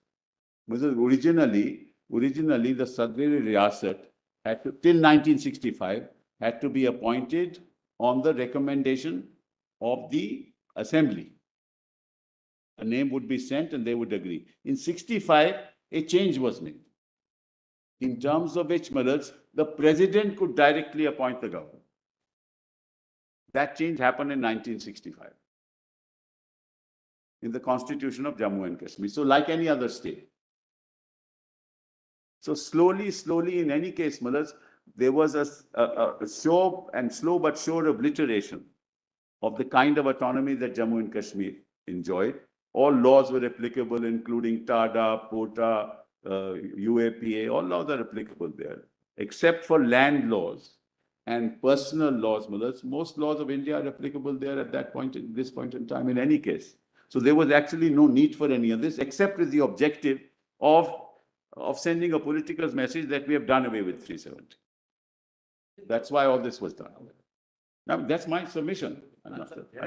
Actually, after 2019 exercise, approximately 1,200 laws are now applicable. All beneficial legislations which are available to other citizens now are available to Jammu and Kashmir also. Prevention of Corruption Act was not applicable. Right to education. There was. My learned friend is not right. Several laws. Anyway, we have the list. Let's not go into that. Let's not go into that. Prevention of corruption law was applicable. You're right, Mr. Dwivedi. That's not a constitutional point. But political optics all laws were applicable. Just to set the record right, the Jammu and Kashmir Prevention of Corruption Act, somewhat 2006, applicable. So it's because they were named differently. Anyway, let's leave that. Let's not get into this. References to the, then D, references to the permanent residents of the said state shall be construed as meaning persons who before the commencement of the constitution application to Jammu Kashmir order were recognized as state subjects under the laws in force or who were recognized by any law made by the legislature of the state as permanent resident. Reference to the governor shall include references to the governor of Jammu and Kashmir, provided that in respect of any period prior to 10th April 1965, such references shall be construed as references to the person recognized by the president as the Sadr Riyasat of Jammu Kashmir and as including references to any person recognized by the president as being competent to exercise the powers of the government. Actually, they say in this notification of 5th of August 2019 that they're adding clause 4 to Article 367. That's right. But it appears that clause 4 already existed in Article 367. Right. So it was really an act of substitution, not an addition. Not added. That's a small thing, but it's a substitution really. Correct. But clause D is an addition, where the Constituent Assembly must be read as... C remains the same, right? C remains the same. D is different. Entirely. D is different, you're right. And Miller's 2 also is also different. All provisions of the Constitution amended from time to time shall apply in relation to Jammu and Kashmir. And the exemptions and modifications subject to which they shall apply shall be as follows. All provisions of the Constitution and are now... old clause D goes. The references to the permanent residents of the state, that goes. That goes. Because that D is now substituted by the Legislative Assembly being treated as the Constituent Assembly. That's correct. So that's what happened. Let's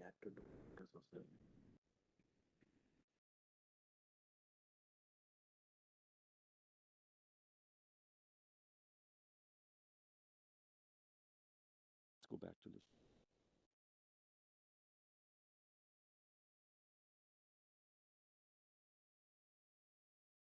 Well, there are two different strands operating here. One strand arises out of the exercise of the power under 356. Correct. Under 356, you have no power to amend the Constitution. Right. If you exercise the power under 356 in relation to any other state in India, you can't amend the Constitution. 370 is a provision exclusively in operation in relation to Jammu and Kashmir at the relevant time. Correct.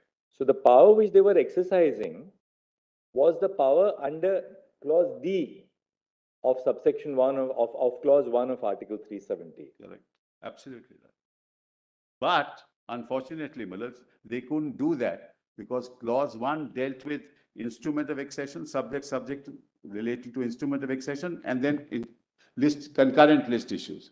No, clause D is wider than that. Wider. You're referring to clause A. We're referring to clause D. Yes, I'm reading all clause A also. D requires the concurrence of that government. That's correct. That is the J&K government. That is government means government council of ministers, Millers. Government is not government under the. But tell us what happens when there's a 356 in operation in the state of J&K? Well, let's put it this way, Millers. How does 356 in normal circumstances happen? Well, the governor sends a report. The report is that the provisions of the Constitution cannot be carried on in this particular state. The government of India under 356 Millers takes over. Right. Now, at that time, the assembly is in suspended animation. That's the normal way that it is done. You keep the assembly in suspended animation, you exercise your powers. Ultimately, the intent is to restore democracy. Therefore, Millers, towards the end of it, when you know that elections should be held and you want restoration of democracy, you dissolve the assembly. And then you hold elections. Oh, well, Mr. Sibal, the question put was slightly different. Now come to 370 clause D. Right. Such other provisions of the Constitution shall apply in relation to the state subject to exceptions and modifications that the President may by an order specify. Now, as far as this is concerned, therefore, the amendment was made to clause 4 to section 367, which is the interpretation clause. Now, the proviso says, provided further that no such order which relates to matters other than those specified in the last proviso, preceding proviso, shall be issued except with the concurrence of the government.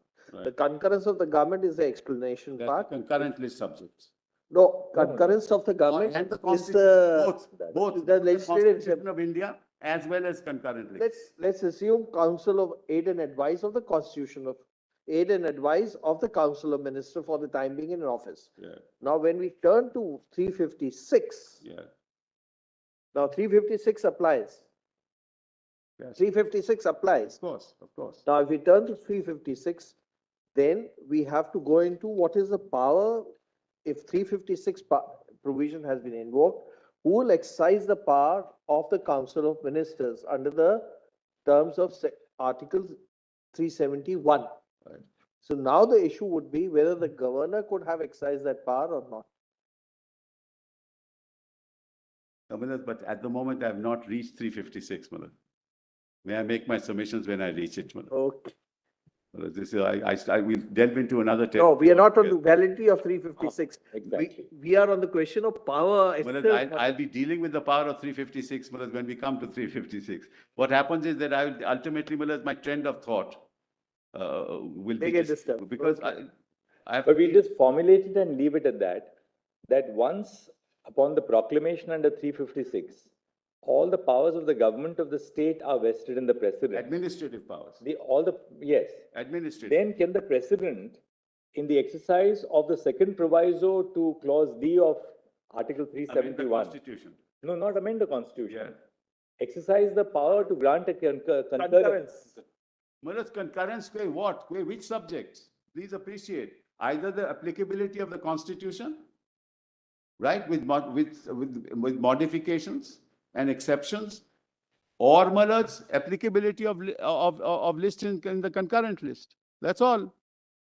That's all that there is. It can't be more than that. And the president has the power to issue an adaptation order. Yes, Under the second proviso to clause D, the president can issue an adaptation order. correct. When you have a regular government and a legislative assembly in place, you require the concurrence of the government, Correct. right? Right. Now, where the power of the government has been vested in the president under 356, it Yeah. cannot be that the power of the president to issue an order of adaptation is taken away. Correct. Now, who will exercise that power, that power of Let's assume the concurrence? president is, it can't be contrary to clause D of the 373D. It can't be that, Malad. No, but That power can't be exercised by the 370, no, Mr. Sibal, 370D says that no such order which relates to a matter other than referred to in the last preceding clause shall be issued except with the concurrence of that government. Now, that government means the state government. It Now, means what- Council of Ministers. Council of Ministers. Now, what happens when a 356 notification is issued? Malad, please. In which case, will we say that that power cannot be exercised at all by the president? I'll answer that then. Malad, kindly read Malad C and D, such of the other provisions of the Constitution. That is excluding Article 1 and 370. Under D, the president has the power to issue adaptations to the constitution, which are all these orders that we are now seeing. The other provisions of the Constitution, it says, D says that, Malad. Right. Much of the other, excluding 1 and excluding 370. This is an amendment of 370 itself. How can the president exercise that power under D? No, we are now looking at the exercise of the power to substitute 367. Yes, but that effectively is the amendment to the Constitution, The, to C70. Mr. Sibal, the president has the power to amend the constitution or create exceptions by taking recourse to the power under clause D, the second proviso. The president has an unquestioned power to do it. Yes. When there is a government in existence, it is conditioned by the requirement of concurrence. Now, what happens when the government has been superseded under 356? I'm just using superseded in a loose expression. If the government has ceased to exist by the exercise of the power under 356, The entirety of the power of the government is now vested in the But president. even the government cannot change Article 1, 370, Maharaj. Jammu and Kashmir Legislative Assembly can't. You are right, absolutely. Therefore, The executive can't go beyond that. you are right. Therefore, the government also has no power to amend 370 by itself. No, can't change the scheme of 370. Forget about amendment. But 370 itself postulates that it can be abrogated, and 370 says that it can postulate to efface Article 3, then I have no answer. No, Then I have no answer. Mr. Simple, the question was slightly different. The question is slightly different. Now, under clause D to section 371, Yes. the president by an order can make modifications to the provisions of the constitution as they apply to that state. Well, please, I'm sorry to interrupt your lordship, but read the first part. Such of the other provisions of this constitution. Correct, I'm coming So to the that. modifications can only be. We have understood that, just for the time being, just leave that argument apart, because one way to interpret clause C to section 3, article 371 is that it is only saying 1 and 370 will certainly apply to the state of Jammu and Kashmir.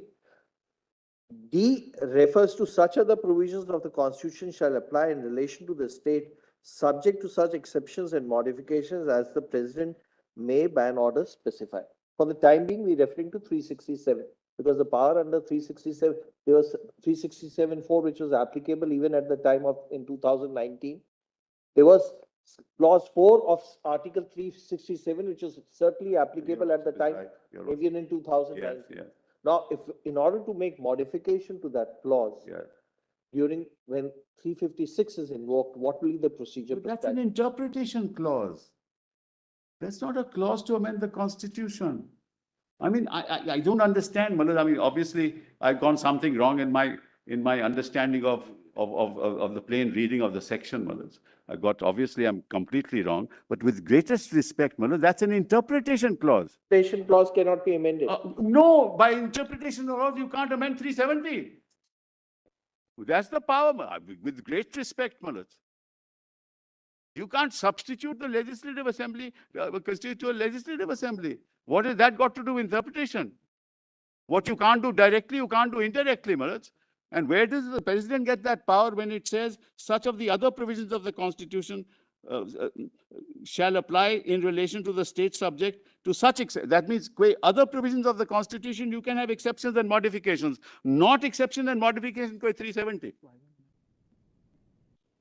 So I will not amend 370, but I will amend 367 to amend 370. Well, with the greatest respect. In your argument on that as well. 367(4), one second, 367(4) was brought in for the first time, not with the constitution, but in 1954. Right? So when 367(4) is brought in, if your argument is right, then the original insertion of 367(4) is also invalid. No. That was interpretation. Maharaj, this is Damru. That's a case directly on point where your lordships have said governor was always known to be the governor. Sadr-e Riyasat was only the name. The argument was Sadr-e Riyasat prior to 1965 had to be elected. Right. But that straight away had to be elected. But in fact, now the governor was directly appointed by the president, right? He didn't have to be elected. So merely because there's a change of nomenclature, but if you change the substance of 370, considerations would be entirely different. That's a submission. That's held by your lordships. So let's not. There was no fundamental alteration there. Here there's a fundamental alteration. What you can't do directly, your lordships are now saying that let's look at 367. It's hard to find an alleyway to reach a logical conclusion. One can try very hard, but as I get lost when I go to my own let's put it very simply. lost in alleyways. Let's put it very simply. When Article 356 is in operation, how will you effectuate clause 4 to Article 370 clause 1, according to you? I will, Malad. Please let me reach that stage. I've tried to answer all your questions so far, Malad. I'll answer that also.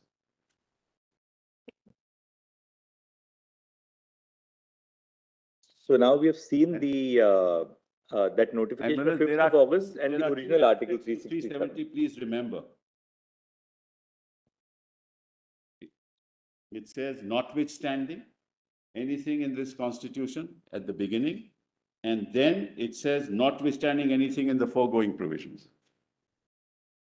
356 doesn't begin with that, with a non-obstante clause. It's important to know that even 373 says notwithstanding the above provisions. So it's notwithstanding of notwithstanding. So then how do you exercise that power in any other way? 366 has to be subject to 370.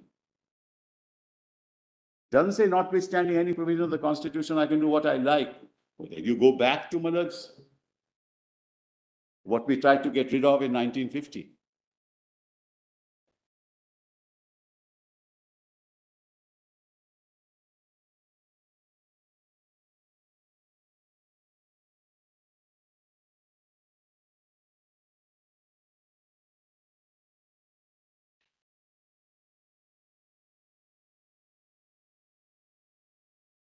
To now say yes.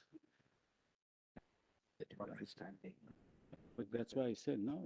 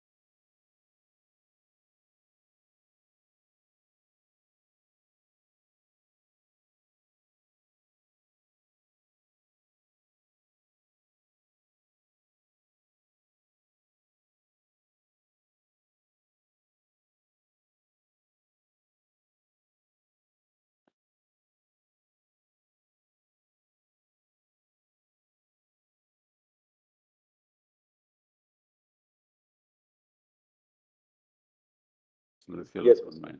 This is now volume 2 of written submissions and PDF page 53. I was at item serial number 73. Volume T written submissions. 73 minutes, 5th of August. PDF page 53.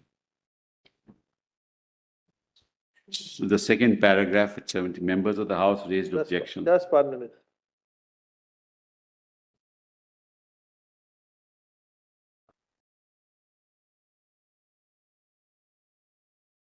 PDF, Mr. Sibal. 53, Malak, 53.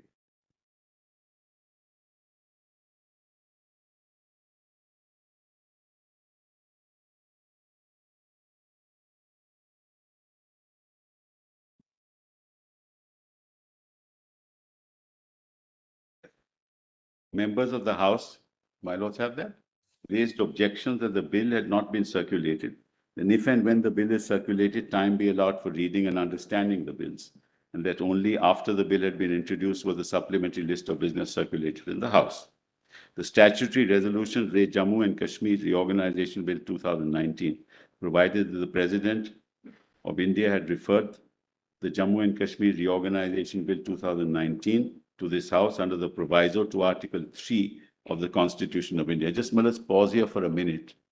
Now, if you look at Article 3, your lordships will find Constitution.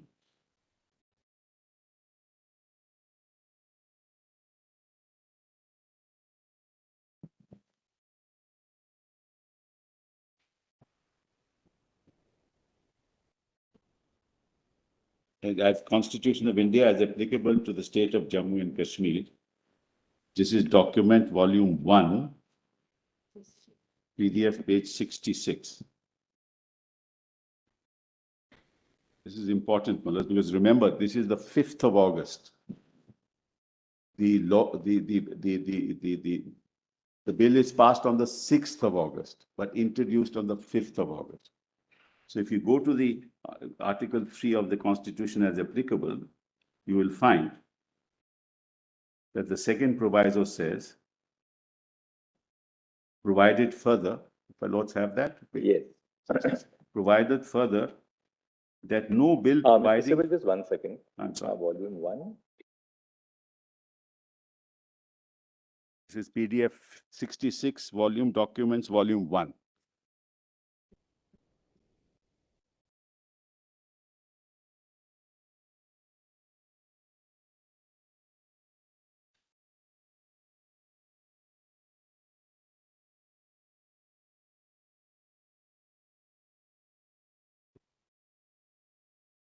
Yes. It says that provided further that no bill providing for increasing or diminishing the area of the state of Jammu and Kashmir or altering the name or boundary of that state shall be introduced in Parliament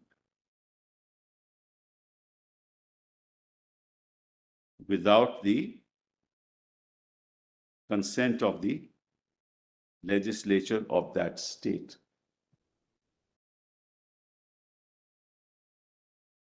So there is no legislature, there is no legislative assembly.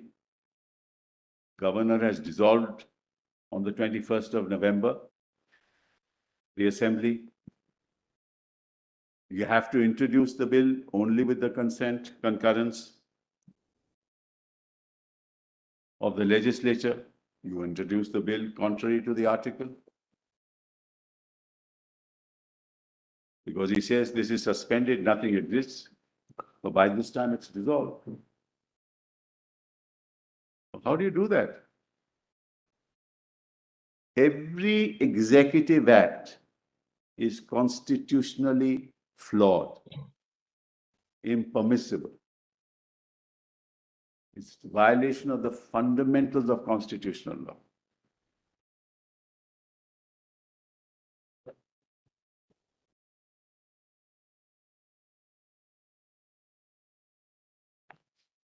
Yes.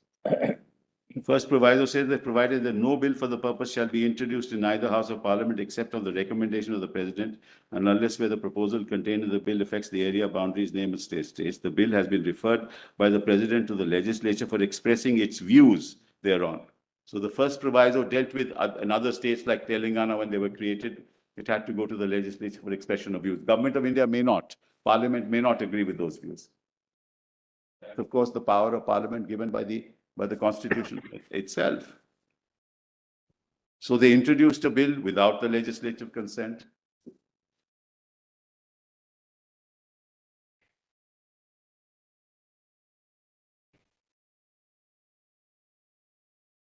I'll come to the reorganization bill later, but I just wanted to mention, because we are on this list of dates, that this itself could not have been done.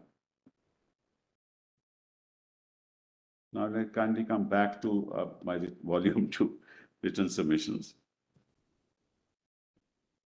Let's skip this one. Yeah.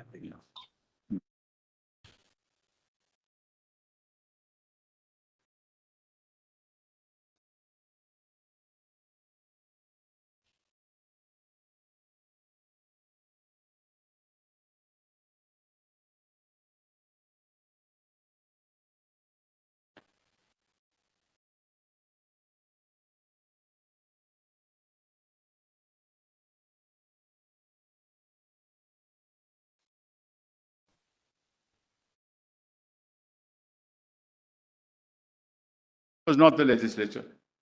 Governor's consent was taken. Had to be, mothers. Not that we know, but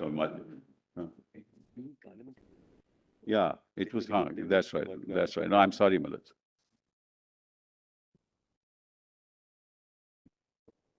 Yeah. Yes. The proviso, and then they gave consent themselves. took their own views. Well, they had to take the views of the legislature, they removed the proviso and took their own views. And on the basis of that. 375. That's power. Yes, yes. But give us a sequence. You told us last time, I think 19 December 2018, which was the documents compilation, volume 3, page 92, when the proclamation under 356 was issued, That's right. they 20th suspended the of- provisions of the state constitution and proviso to Article 3 was also suspended. That's right. That's step one, right? That's step one. Then thereafter, President's rule was extended from time to time. yes, On 3rd July, it was extended thereafter. And on 5th August, this happened, 5th of August, 19. 19. So originally, Muller's 19th of June, just to get 2-3 facts right, 19th of June, Muller's BJP withdrew support. 20th of June, Governor exercised the powers to keep the assembly in animated suspension. 20th, the very next day, he didn't want to explore the possibility of a government being formed. Now, he had to necessarily, under the Jammu Kashmir constitution, hold elections within 6 months.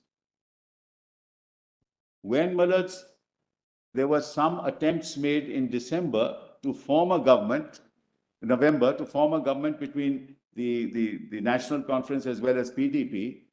Immediately on 19th December, 21st November, he dissolved the assembly. The 6 months were not yet over.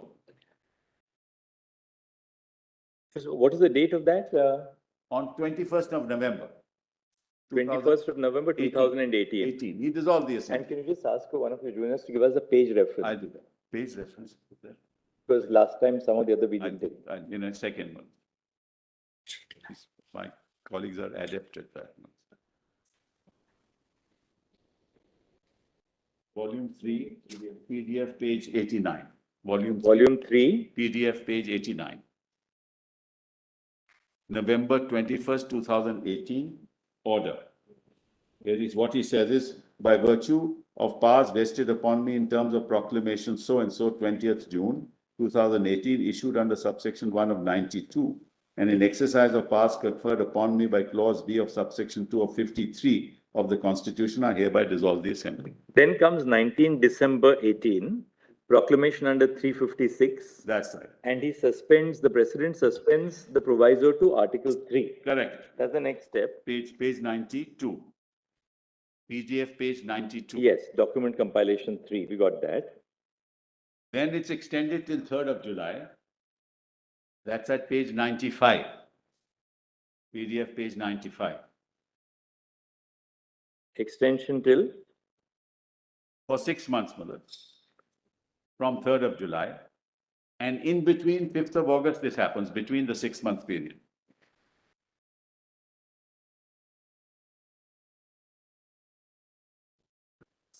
Was to end, is it? Yes.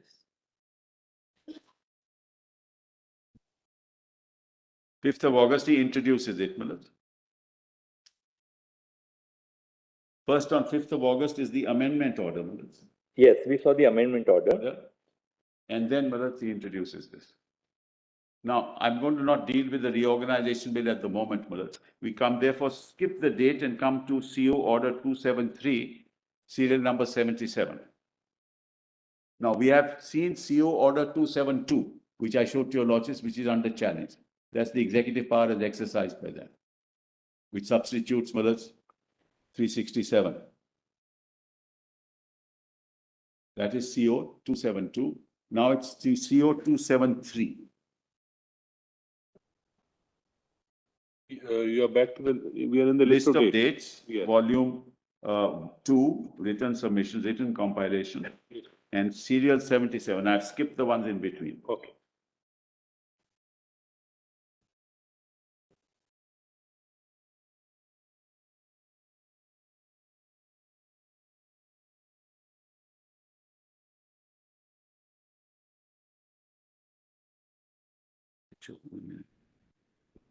Sure, once I read it.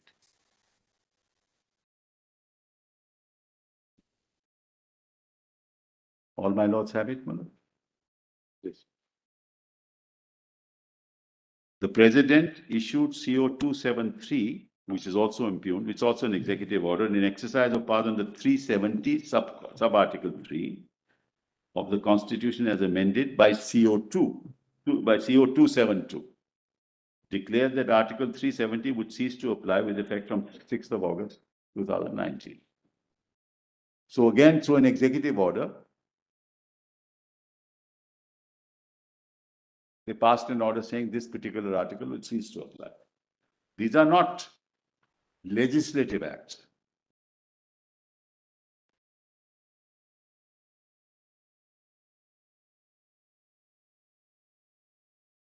But this is in volume 3, PDF page 103, the documents volume 3.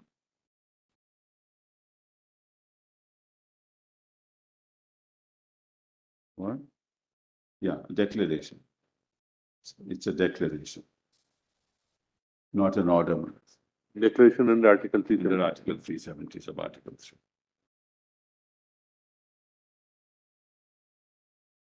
How does which power does what power does the President have to make such a declaration? Which provision of the Constitution? In exercise, my lords have that? This is PDF page 103. Document volume 3. Does it show you that? Do you not see that? It's reproduced in the BRA class. Okay, okay. Maybe sometimes easier. Let's just have it. In exercise of the powers conferred by clause 3 of Article 370, read with clause 1 of Article 370 of the Constitution of India, the President, on the recommendation of Parliament. Now, let's see this.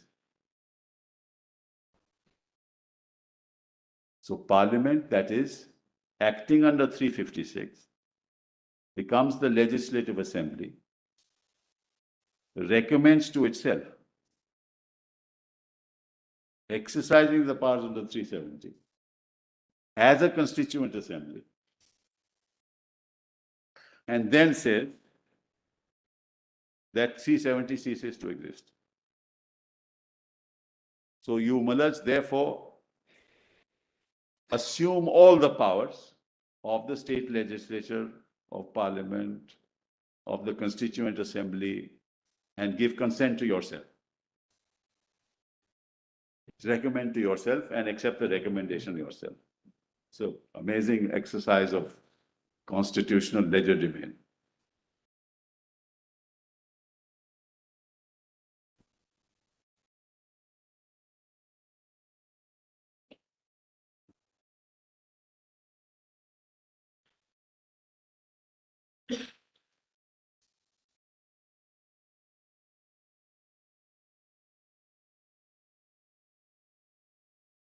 Therefore, he says, Mother, that all clauses of the said Article 370 shall cease to be operative except the following, which shall read as under, namely, all provisions of this Constitution as amended from time to time without any modifications or exceptions shall apply to the state of Jammu and Kashmir, notwithstanding anything contrary contained in Article 152 or 308 or any other article of this Constitution or any other provision of the Constitution of Jammu and Kashmir or any law, document, judgment, ordinance, order, bylaw, rule, regulation, notification, custom or usage having the force of law in the territory of India or any other instrument, treaty or agreement as envisaged under Article 363 or otherwise.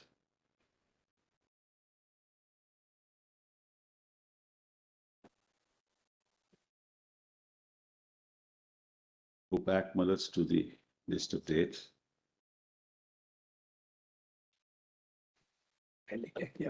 They accepted the J.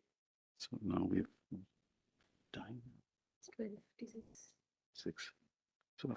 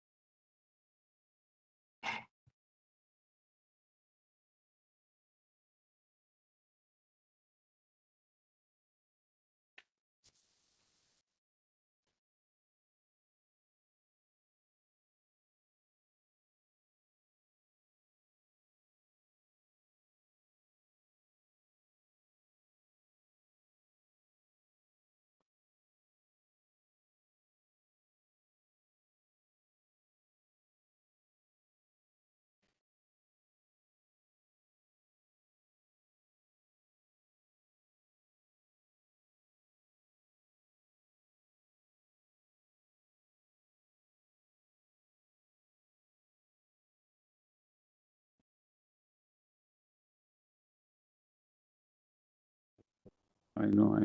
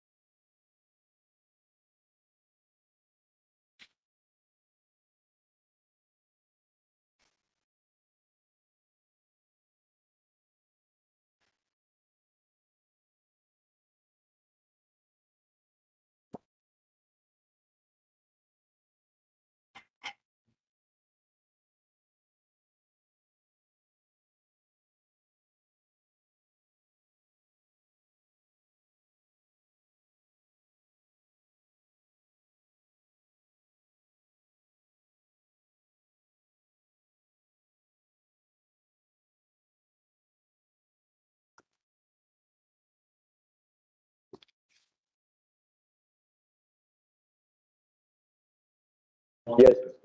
There's a very serious thing that's happened in Gurgaon, Mothers, where Mothers, there is a call along with policemen to say that if you employ these people in these shops, you will all be gaddars. Mothers, this is creating, so if we file an urgency petition, your also may look at it at lunchtime. That's all.